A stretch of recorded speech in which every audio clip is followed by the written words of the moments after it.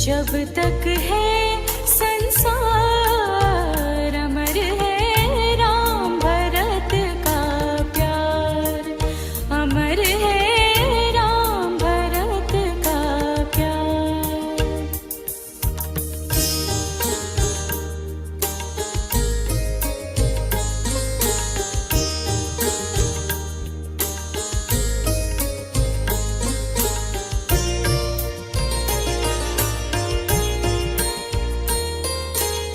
सुना भरत ने हुआ राम को जैसे ही वनवास,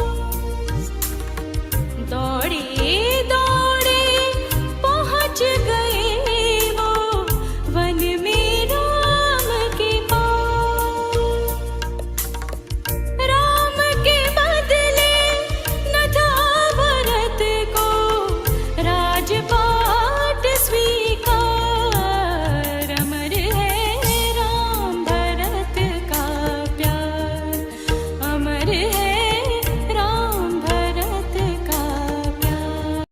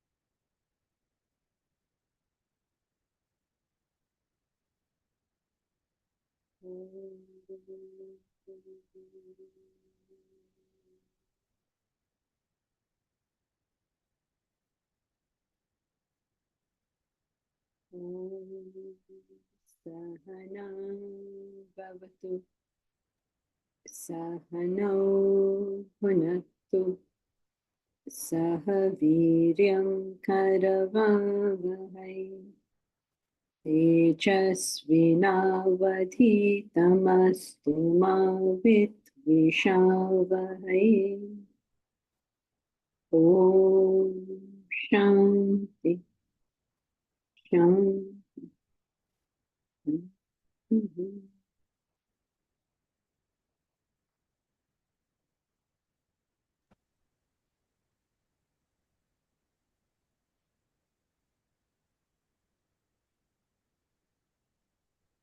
Please excuse me for 1 second.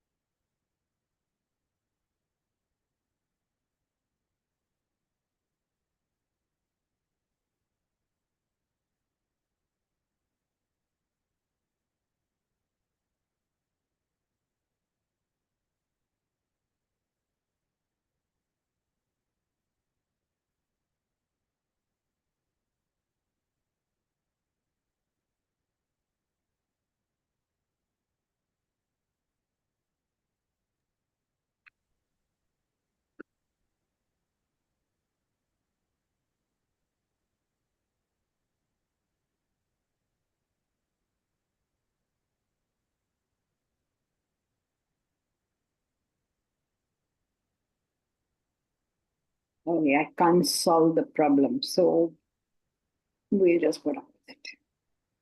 You'll seem something odd, right? But no, I can't solve it, so we'll just put up with it. Right, so we have questions. We also have an exercise from last time, if you remember. Did you all do the exercise? Nobody did. That's why nobody came to class today, because nobody did it. Okay, so let's see the questions first. In a previous class, I remember you said that it's mostly cause and effect and only some randomness. Am I quoting you correctly? somewhat?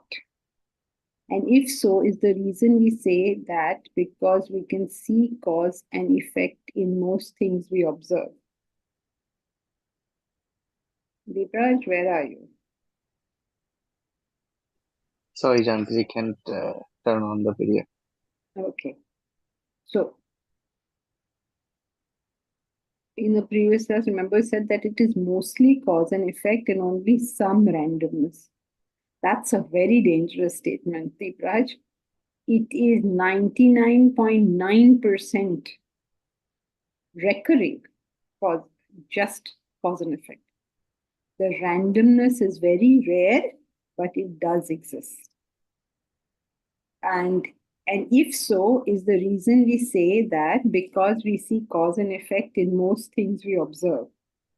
Uh,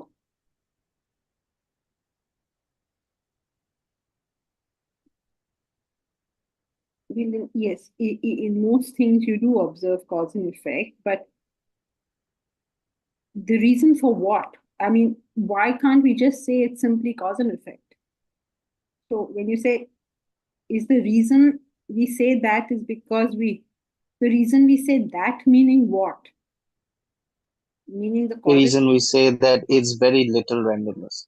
Why do you say it's very little randomness? Why do you say it's very little randomness? Because everything you can actually, all of science is nothing but cause and effect, right? How can cause and effect exist? How can science exist if cause and effect doesn't exist? So the Yeah, reason so we say it is because if you don't say it, then you are basically saying all science is rubbish.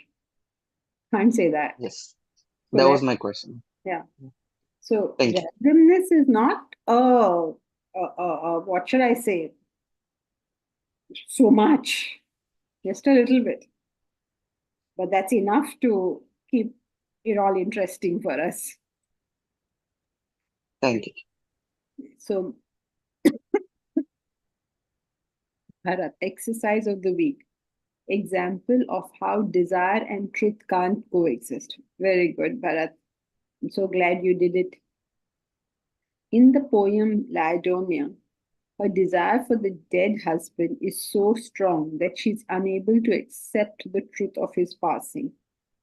Even when he comes back as a specter, his message of truth fails to move her and only reignites her desire for him. Yes, very good. Desire and truth cannot coexist. You have to be, um, you the desire has to be controlled for the truth to be seen. Now, here's a person is dead, but she wants him alive. So, yes, very good. So, we just fly in the face of facts when our desire is strong. We want something that is in a particular way to be in another way. So, very good. Did anyone else do any of the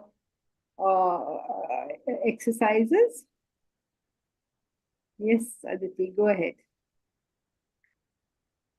Hari Om Janki ji. So, I thought of an example in the swimming world. It can get very competitive, and know of a lady who used to give some kind of a powder to the daughter in order to for the heart rate to increase so that the child can swim faster and win a competition. So, not caring about what are the repercussions of that powder for the child. So sometimes you get so blinded by just a small win that you can go to any lengths and not see truth. Very good. Yes. Very good. You just fly in the face of facts like anything. Very. I'm very glad you all have all come up with examples of how truth and desire are inversely proportional. And once you've figured this much out, you'll be able to see that should I have any desire, the ultimate truth cannot be known by me. So, right here we can see this, right? So that means you can postulate and say that up to the end, this is going to be true. And if I have even a The faintest desire, I'm not going to be able to see the truth. Did anyone else come up with any examples? I had an example from a movie, The Three Idiots. It was a very touching movie to me. But and in the movie there was this character Farhan who wanted to be a photographer, but his father was so hell bent on making his son an engineer that he completely like ignored his son basically. He didn't even know that his son wanted to be a photographer. It was only when Rancho came and like completely flashed the truth in front of him that he was able to somewhat say. Mm. Yes. How blinded we can get is just not funny. Anyone has any more real life examples? Yeah, very good. And yes, Vidushi. Acid attackers, they simply don't see that the other person is not interested in them, and their desire for that person is so much that it makes them do horrible things. Yes. Amazing, right? Yeah, Momita. Someone recently asked me that so if I have a desire and I know that that desire can be met only if I'm not authentic. Like I'm aware of that now that I'm not being authentic in order to procure that desire. So then what do I do? I said, then you be authentic and give up that desire since you've come to know what could be more important than being authentic. But they couldn't see it. So that is how, I mean, even someone who's taking in the understanding, it is very hard to use it in real life because it seems impossible that I'm not, I mean, the desire itself will not be met. That seems unacceptable. Yeah. And what we are not able to see really is the consequence of being non authentic. The problem over here is that, yes, by being non authentic, it's possible that you will acquire the object. If the object is such that it's an ice cream, right, then the matter is over. But if the object is such like a wife or something, you've linked your whole life to being somebody you don't want to be. So that consequence is not clear at all. What is the consequence of this behavior? That means it's not like I'm going to be unauthentic now. I'm going to be like this. I'm going to be something I don't want to be for the rest of my life. So that consequence becomes impossible to see. If it's a small thing, everyday thing, going to get over in half an hour, okay, fine, go ahead. But a whole life commitment to that, or even 10 years commitment to that, or 5 years commitment to that, you have to decide whether that's worth it. But you don't have that capacity anymore. Yes, yes, Surekha. So this is an example basically of uh, mothers who are so possessive over their sons, um, even after they're married, that sometimes it comes, the consequence of that is that the son has to sacrifice his married life, and it could end up even in divorce. But the mother just kicks her heels in and says, it's my way or the highway, and just ruining young lives. Yes, very good. Well, these are good examples about parents doing this to children, whether it was a father who cannot see the swadharma of the child or the mother who cannot see the well-being of the parent. Now, the big thing over here is if you tell them their own claim is that I love you so much, and they're not capable of seeing that you're not actually loving the person because you don't really care about the happiness about that person. So it's the truth of the matter, which is that you don't care about the person if you behave like this. It's simply not self-evident to them. So let his marriage break. मेरा क्या जाता है? मेरा क्या जाता है? If you claim to love him, then is this what is in his well-being. Very good. So wonderful. I mean, that conceptually it should be clear about how, like, suppose I want to have a very good impression about myself. There is nothing that can happen by which I will learn that there is something wrong with me. Nothing. In every condition, I will be able to prove how I was right and somebody else was wrong. In every condition. So it's a very frightening thing that we are capable of doing this. And to be able to take a good hard look at ourselves becomes almost impossible. So it seems like a very frightening situation we are in, that we cannot, if we want growth, how are you going to get it? The possibility of my missing my issues is always very high with me. So these are things that for us to very carefully think about. And I'm glad you have all taken it upon yourselves to think this thing through. And of course, therefore, the conclusion of this, if you just take it the whole way down, then the truth about this world cannot be recognized until I have a single desire for it. Okay? And then one step further, the truth about the transcendental, the ultimate truth, cannot be recognized until I have a desire for I self-realization. dropped the. have a desire for it. Now you understand, right? Why you have to do meditation, because that last desire has to fall off. Now, very few people get it right up to the end. I mean, conceptually, at least you must get it. We may not get it really, but at least conceptually, that's step one. Jai Shri. When I want to see the truth or experience the truth, but I give in to desires to not choose an uncomfortable path. Yes, that's also another good example. How we're not willing to be uncomfortable for what we want. In our case, obviously, we are all on the spiritual path because we want the truth. But the moment something becomes uncomfortable, we don't want to associate with it. Okay, so, right. Very good. So, so this is great. I mean, it's really great that everybody has thought about this. Now, shall we proceed? Does anyone have any questions? So let's proceed.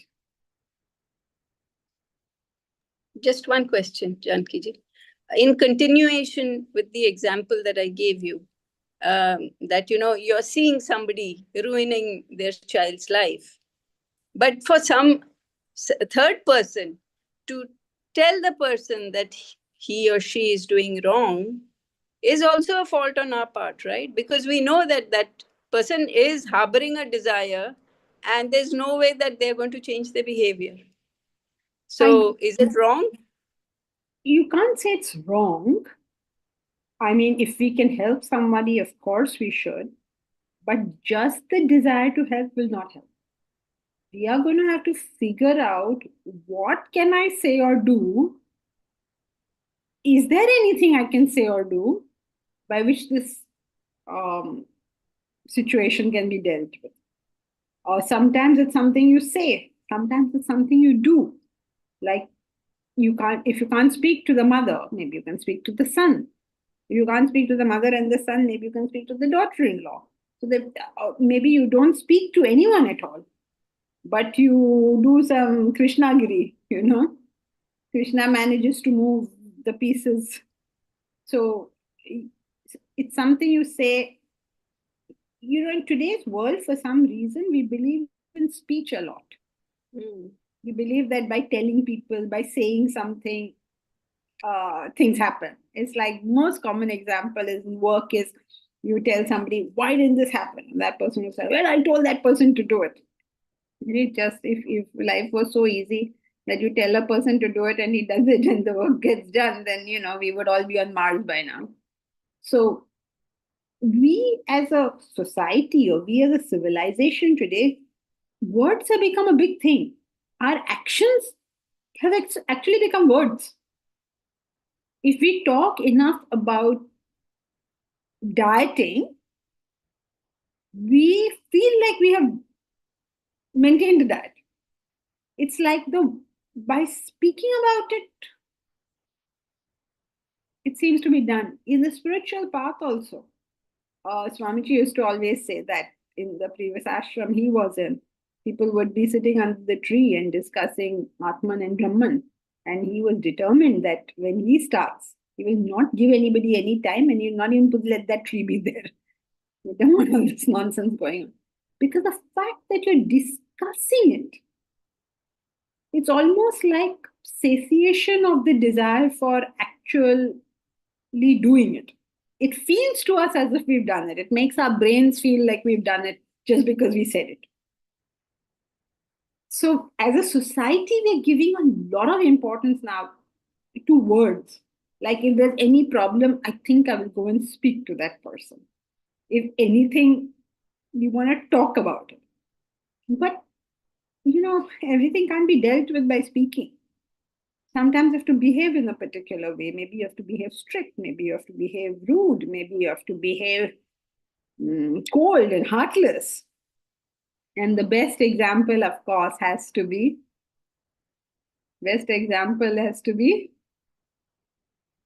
come on, somebody. Krishna. Okay, Krishna, of course, he's the best example for all things. But other than him, like his words were completely different from what he did, but he handled the situation. Mark Anthony. Mark Anthony.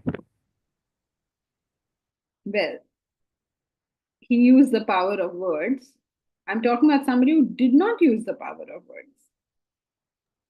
It is naming the true story that you had Yes. said. Very good. Petruchio, this Catherine was a mad woman. She was completely out of control. She was throwing things, scratching people. She was really like a cat. So what did he do? He didn't talk to her and say, okay, this behavior is so bad. Why don't you behave a little better? He didn't do all of that. He didn't let her eat. He didn't let her sleep. He didn't let her and all the while saying how much he's going to do for her. But his behavior was different. So we seem to have lost this thing that we change our behavior to impact others instead of merely trying to have a conversation with them, which never works. So sometimes it's speech, sometimes it's what you do, and where you do it, how you do it. All of that helps to deal with situations such as. So yes, we would love to. Why not? We can see that somebody's walking into a pit. We should do whatever we can to stop it. But we have to ask two questions. Can I stop it? Does the possibility exist? And if yes, then what can I do to stop it? But if you just go and try to have a conversation and explain, most people I notice, they want to go to people and explain things to them. If it was so easy, then we would all be realized souls. Change behavior sometimes. It's just change behavior. Someone behaves badly with you, be cold. Change behavior. You can't always talk to people. Because it's not that they don't want to talk to you, it's that they are incapable of it. Like we just studied. So intention is good, but we have to know what to do. Thank you, Janki. Very, very useful.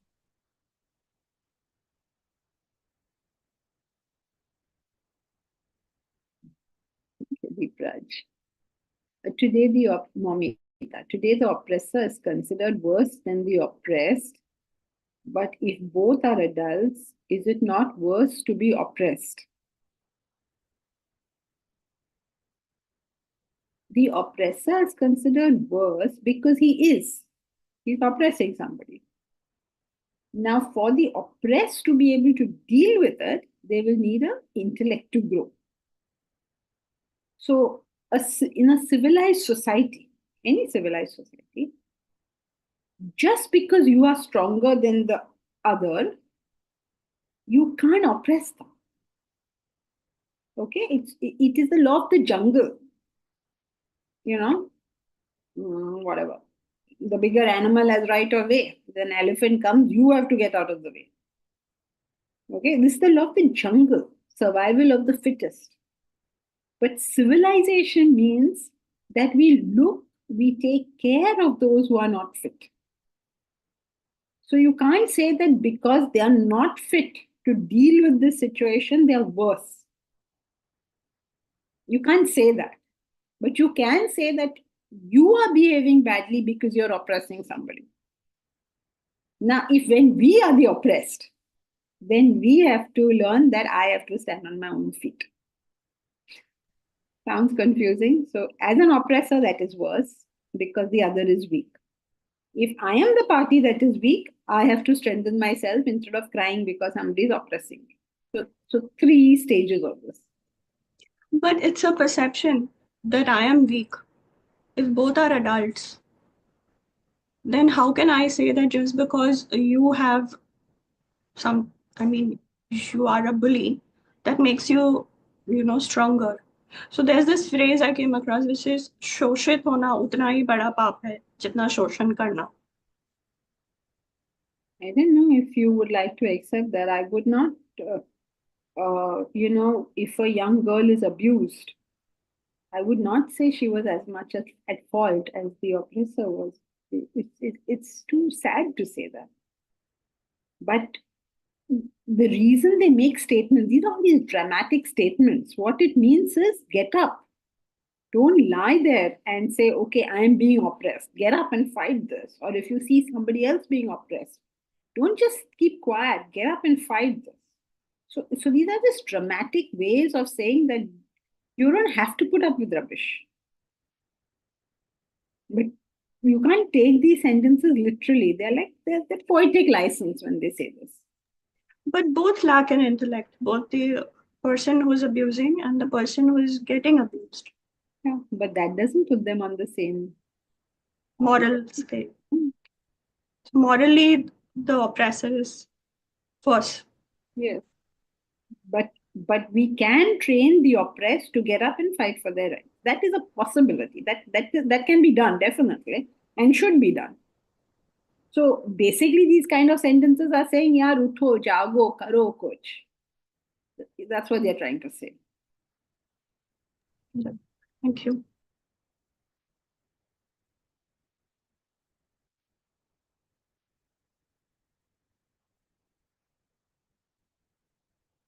Okay, so yeah, so let's continue wherever last time we were talking about how not knowing the self is the cause of all the problems. This not knowing the self manifests as thoughts, desires, and actions. And our world, our interpretation of the world is all created by this ignorance of the self. So if you feel at the moment that, okay, maybe I'm ignorant of the self, but I'm happy, what's your problem?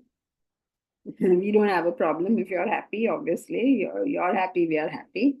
But it would be more intelligent to remove the potential of sorrow when sorrow is not there.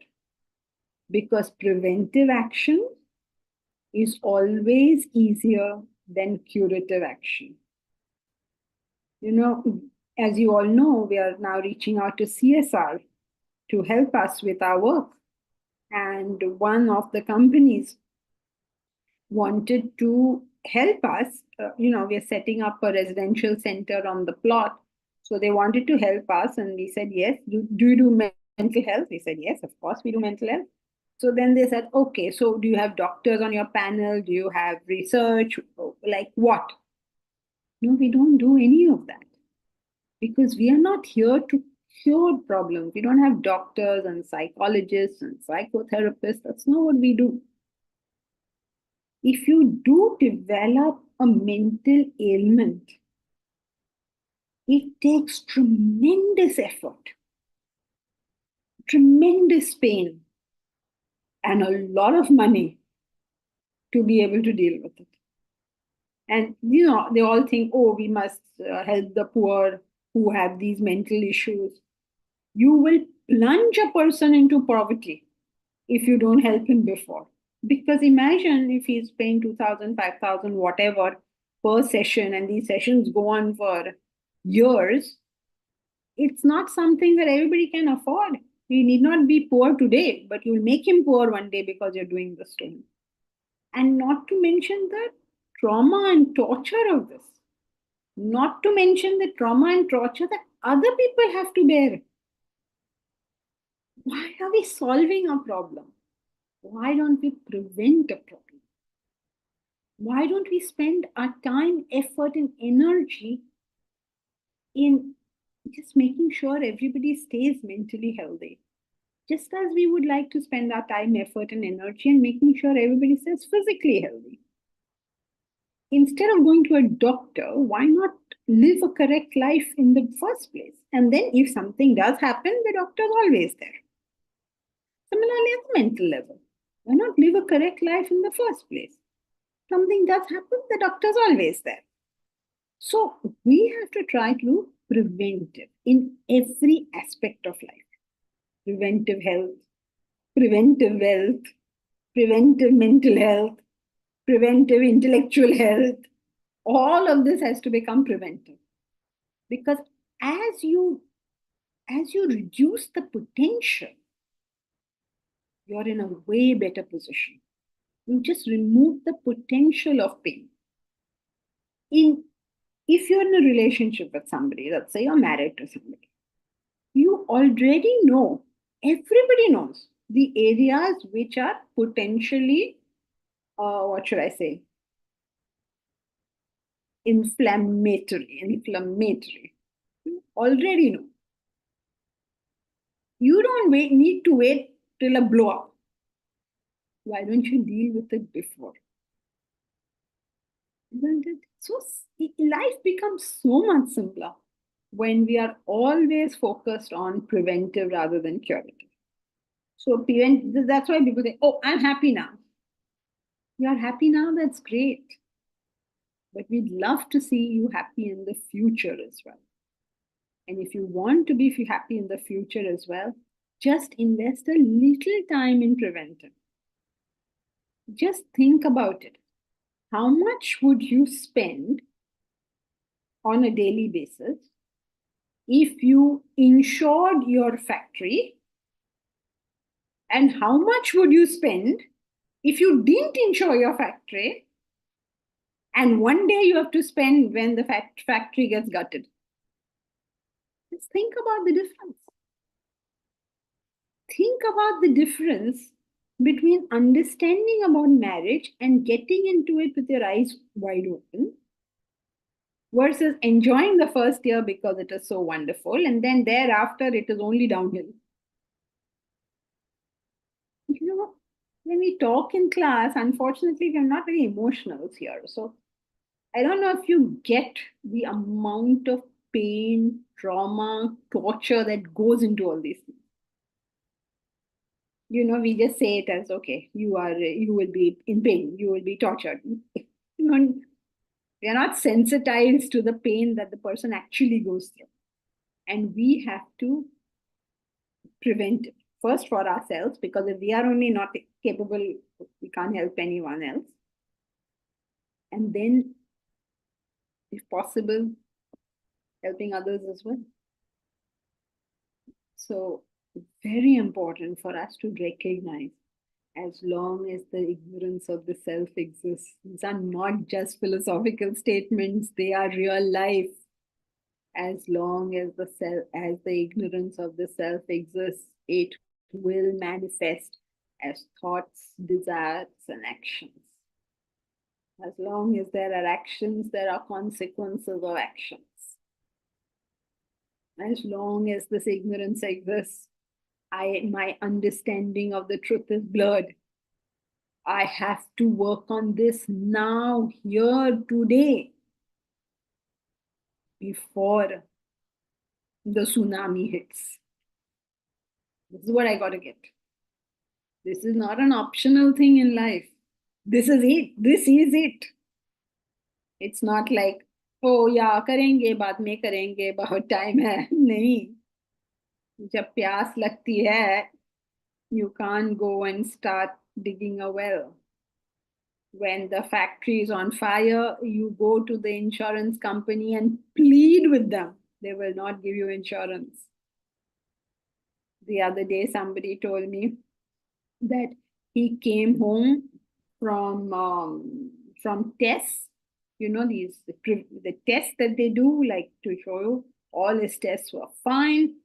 He went home that night. In the middle of the night, he felt uncomfortable. He got a major heart attack. He was straight away made to go to the hospital. The stents or whatever it was put, and he stayed in the hospital for 2 days, and his bill was 15 lakhs. Obviously, no insurance. Obviously. What do you say? What do you learn from it? I learned that, Arey Baba, let me increase my insurance amount. Because 2 nights in the hospital, this is the amount. Let me increase it. The thing is that, excuse me, preventive. Potential. Do not worry whether it's actually happening or not. Worry about whether it can happen or not. That also, please understand carefully all these things, okay? Whether it'll happen or not, don't start crossing bridges which are never going to come to you. I don't mean in that sense, but in the sense that we know that there is ignorance, and as long as there is ignorance, it will manifest as agitation someday. This you know, already know. Therefore, on a daily basis, I work on reducing the ignorance of the self. Not on gaining information, but on gaining knowledge of the self, reducing that ignorance. Deep Raj.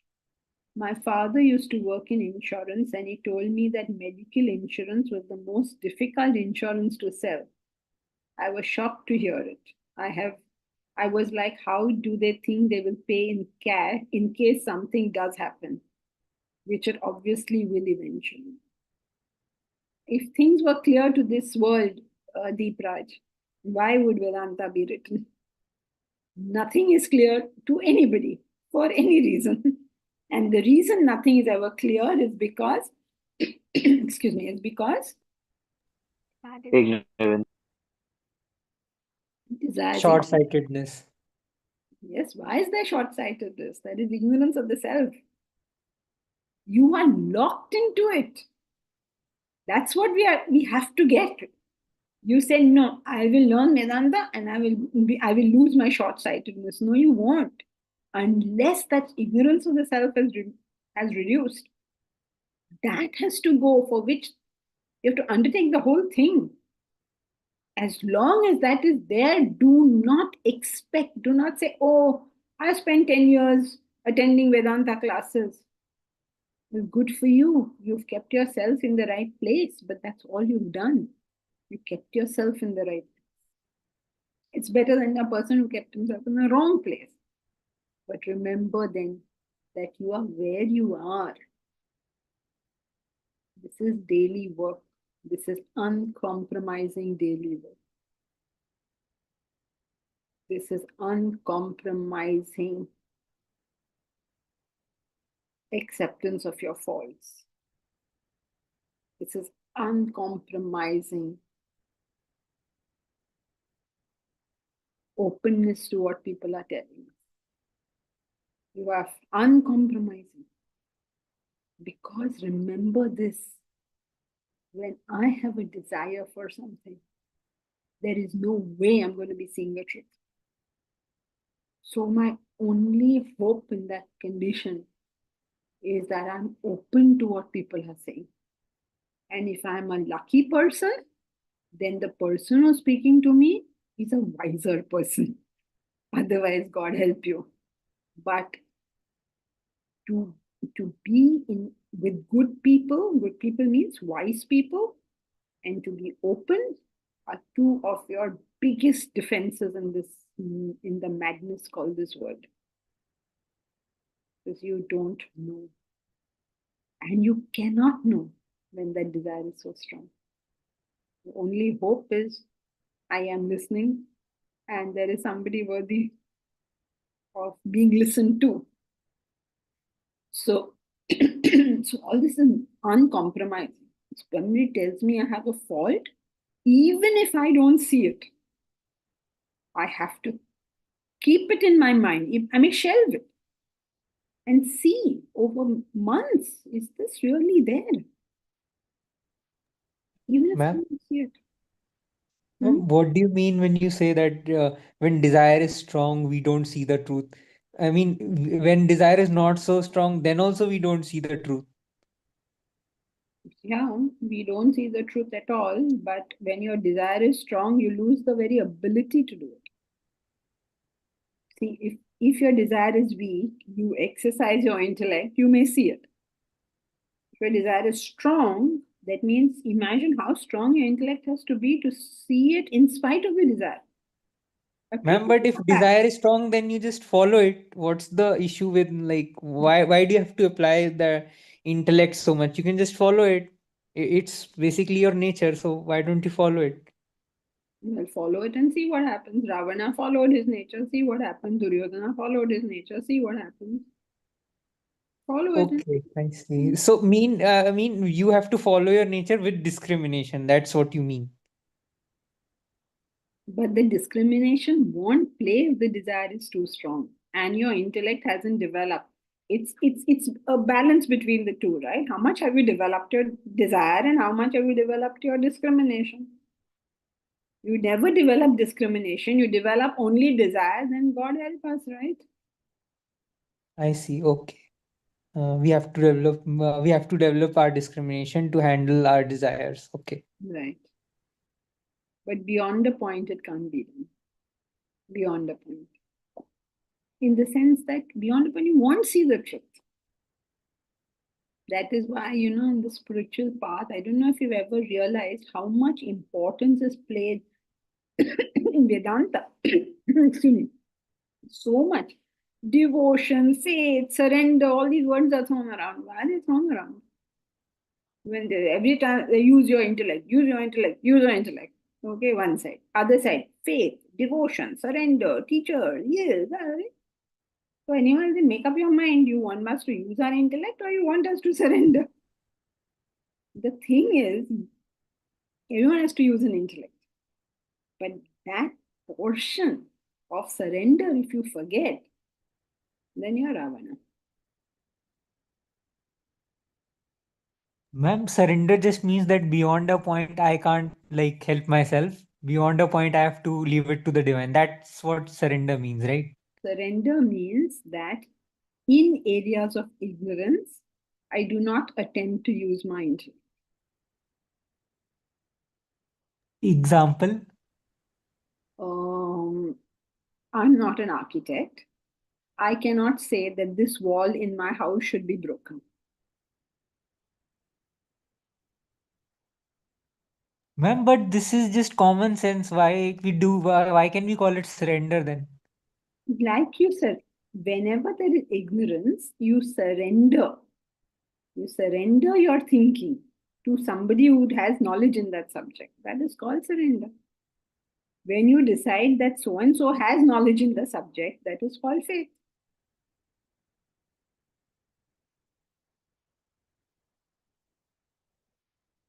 You have faith in that person.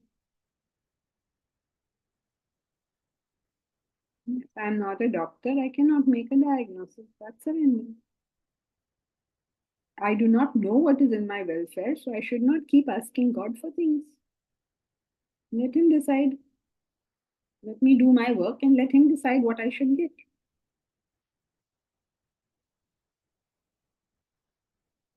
Okay. So, wherever we were at, that when there is a potential, when there is the ignorance of the self, remember the potential exists. So, you have got to be working on it. And working on it, it's uncompromising. It'll be every single day, day after day. And you won't even know what all problems you have avoided. That's the funny thing. When the problem has come and gone, for you, it was so, you just took a right decision. And so all the nonsense that could have possibly happened didn't happen. And one day you may realize it because somebody else at that very same juncture didn't take that decision and took another decision. And what they went through. I don't know if you ever experienced this in your life. That you were at a juncture and you just instinctively chose one of the two options.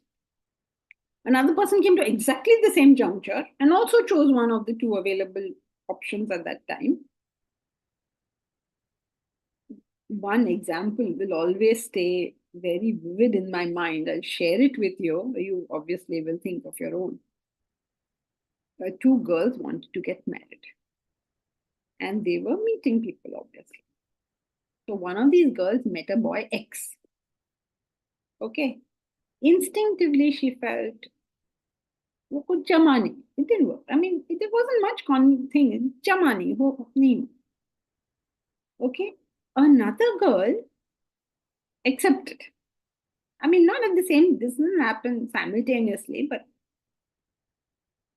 and the trouble that girl went through afterwards because she married a completely insane person. So, like, I mean, if there wasn't a third party who could see these two things, I mean, how does a girl who missed the guy in the first place, who didn't accept that thing, even know that she missed a problem? Her instinct just stood by her, no? And the other girl's instinct didn't. So you will not know the problems which you have avoided. We know the problems we met. We don't never know the problems you have avoided. Like if you're a very good driver, you avoid problems. You escape problems, and bad drivers or negligent drivers meet those problems. So it's very difficult. And then, it's very strange because you feel you just went through a smooth journey and everything was okay because it has not occurred to you what all. Sometimes in the comedy movies, they show how the good guy is just going through and he's missing many issues. Something like that. Ma'am, Hmm. but if we, let's say, a normal person who doesn't know about anything about Vedanta, they are as ignorant of the self as we are. So we are both body centric, in the sense that we operate from the sense that we are the body. So we both will be having the same problems, or will we be having lesser problems? The people who study Vedanta, or. How sweet. Nothing to do with studying Vedanta. It is to do with level of ignorance of the self. Yeah, I just meant that only. I just phrased it wrongly. So let's say a person is getting closer to the self. Mm-hmm. In that case, they will experience lesser problems. Yes. They will experience lesser problems means they will avoid problems, small problems that come to them. It doesn't even look like a problem. Like remember Socrates. Socrates used to go in the market and look at all the wares in the market. So somebody told him, you are always talking about simple living, then why are you going to the market and seeing all these things? So Socrates said, yes, I love to go to the market. I love to see all these things. I always find it fascinating to see how many things there are in this world without which you can be completely happy. Like somebody else goes to the market, there's longing, ye chahiye, wo chahiye. Ma'am, this closer to the self concept really does exist in Vedanta. Like I always thought of it as an on-off switch that either you know the self or you don't. But you always speak of this concept closer to the self, the more closer we are. Does this thing really exist as a concept in Vedanta, closer to the self? No, not really, but you have to use some language. It is a switch on and off. That's correct. But some people are closer to the switch and some people are further away. That is why you have people who are more mature and less mature, more spiritually developed, less spiritually developed. Otherwise, it will all be 0 and 100. No? 0 and 0. You see more mature people, you see more spiritually developed people. Is the difference between them the difference in intellect? Like the one person has a more mature intellect, are they closer to the self? Is like that the criteria of being closer to the self?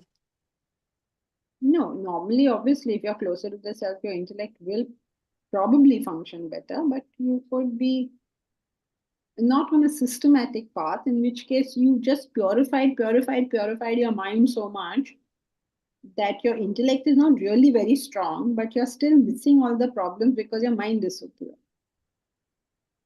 Of desires, basically. Hmm. So you would say that purity is the yardstick for being closer to the self. Yeah, I mean, there are multiple yardsticks, but yes, universal affection is, I suppose, one of the strongest indicators. Thank you. Right, so where were we? Now, so we have to daily work on the reduction of the ignorance of the self. Right, shall we continue?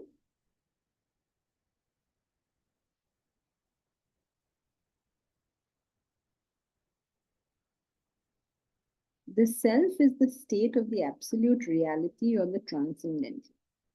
Avidya, ignorance of the self, is the cause of all the trouble and pain in our lives. Please underline this line. Avidya, ignorance of the self, is the cause of all the trouble and pain in our life. The knowledge of the self is the ultimate wisdom. I mean, nobody even believes this, you're shouting it out from treetops. Who believes this? That the ignorance of the self is the cause of the trouble and pain in our life. As we gain knowledge of the higher aspects of life, our interest in the lower wanes away. Wisdom is one's ability to see the truth. The more we see it, the less tossed and buffeted we are.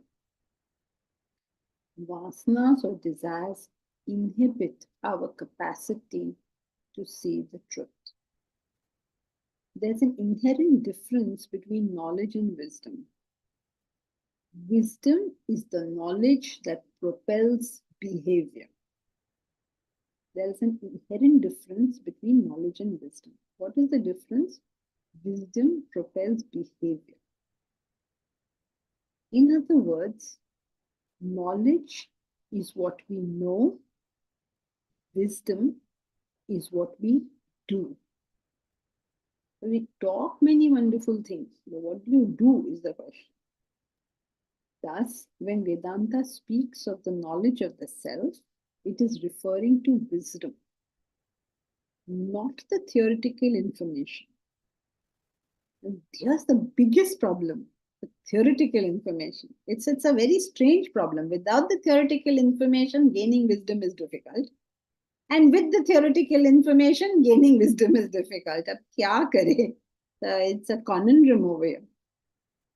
Achieving total wisdom is enlightenment. It is the state of knowing the highest truth and doing the ultimate good. So you know the truth, and what's the result of that? Ultimate good. Thus, this is the summum bonum, the highest good of human existence. But it cannot be comprehended by the human intellect.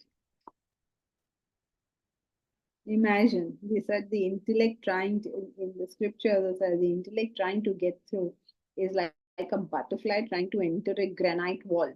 How is that possible? So, The intellect cannot get through. So the intellect cannot get through. Where is your light through it? All the difficulties on the path which everyone is going to face. Yeah, Mahesh, let's continue. We're in the conclusion now. So finally, what have we learned in this chapter? This is the summary of the chapter. In conclusion, happiness is the absence of mental agitation. Remember, we defined happiness. What was happiness defined as? Absence of mental agitation. All agitations come from desire. So if happiness is the absence of mental agitation, where are these agitations coming from? You can only have a desire, agitation if you have a desire. Otherwise, you cannot have it. Now, where does the desire come from? Desires come from vasanas or the ignorance of the self. It can also be referred to as lack of wisdom. You can also talk of it as lack of maturity, lack of wisdom, because some people say, I don't know whether self exists or not. Yes, you do not know this. So you can call it any other name. You can say lack of wisdom, lack of maturity, lack of growth as a human being. All of these, you can use any word, it doesn't matter. Happiness is a comparative term. Our experience of it is based on the previous state of agitation. I hope you remember this. Happiness is a comparative term. Remember, my hand like this is not, it's not giving me any pleasure. This hand will give me pleasure if I meet Muhammad Ali and Muhammad Ali gives me such a tight handshake. Oh my God, oh my God. And then he leaves my hand. And then this, ooh, the relief. Has anybody ever shaken your hand so much that you almost broke it? If you can imagine that. And then he lifted finally, Baba. And then the same hand comes back to exactly the same position it was in before that gentleman shook your hand. Earlier, there was no pleasure. Now there is pleasure in the same situation. Why is there pleasure now in this situation? You're recognizing the happiness because of a previous agitation. That is why it's possible that if you ask a spiritually developed person, are you happy? He'll probably be like, yeah, I guess so. I'm not unhappy. But the thing is, what is not self-evident even to him or her is that he's not experiencing agitation. He's very content. So happiness is a comparative term. Our experience of it. So these are two separate things. Whether you are happy and whether you are experiencing it are two separate things. Our experience of it is based on the previous state of agitation. Desires cannot always be recognized. They get complicated and give rise to a host of emotions. It is their unbridled expression that is the cause of the problems we experience. So now we have ignorance of the self. So hey, everybody knows. Minimum thing we have to do is whatever desires are manifesting, I must try to streamline them with my intellect, direct them with my intellect. That's the minimum I do. But if you don't do that, you allow unbridled expression, then all the problems are experienced. So some people, they recognize that the desire is very powerful and they seem to be losing control. So what they try to do is they try to suppress it. Easier to understand is anger. So you try to suppress it. Or grief, so you try to suppress it. And don't allow expression. That doesn't mean you start crying and you start hitting and you start shouting. Doesn't mean that. At least allow yourself to feel it. But if you say, no, I won't allow myself to feel it, I'll just pretend it doesn't exist, then we become frustrated beings. So frustration of desires is not the answer. And what is it? You cannot fully do it. You cannot fully stop yourself. Well, are you supposed to do some moderate amount of anger? I can show moderate amount of grief. No. Got nothing to do with that. The ideal way of life is to intelligently fulfill desires and simultaneously grow in wisdom. So, whole day we are spending fulfilling our desire. Do it by directing it by the intellect. But every morning or every day, the sadhana has to continue so that the ignorance of the self is gradually reducing. That's the intelligent way to go about doing it.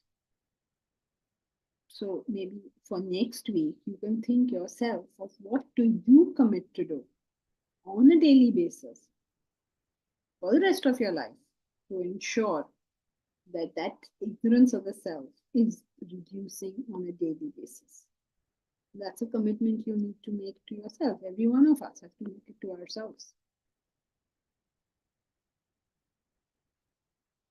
Oh, Sarthak, yes, ma'am, my desire to go to Germany for masters is making me go into frenzy. Okay, so good. You recognize that. Then you say, I have a desire to go to Germany for masters. Nothing wrong with the desire, good desire. Why not I direct that desire?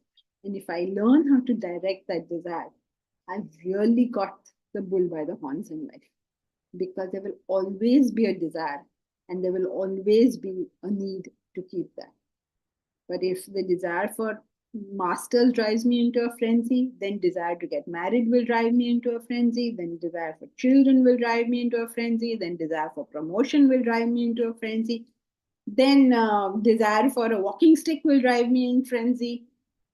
My whole life will go like that. So just learning to keep directing. No, most of our desires are pretty okay. Direct them. That's going to be the, what should I say, the key to living life. So think about it for this week as what is your commitment to your spiritual growth and what you can do on a daily basis for the first foreseeable future. Okay, so that's it for today. We'll meet next time. Hari Om. Hari Om, Janki ji. Thank you. Hariom Janki. Hari Om. Hari Om Janki ji. Janki ji, thank you. Thank you. Thank you, Janki ma'am. Hari Om. Thank you. Thank you.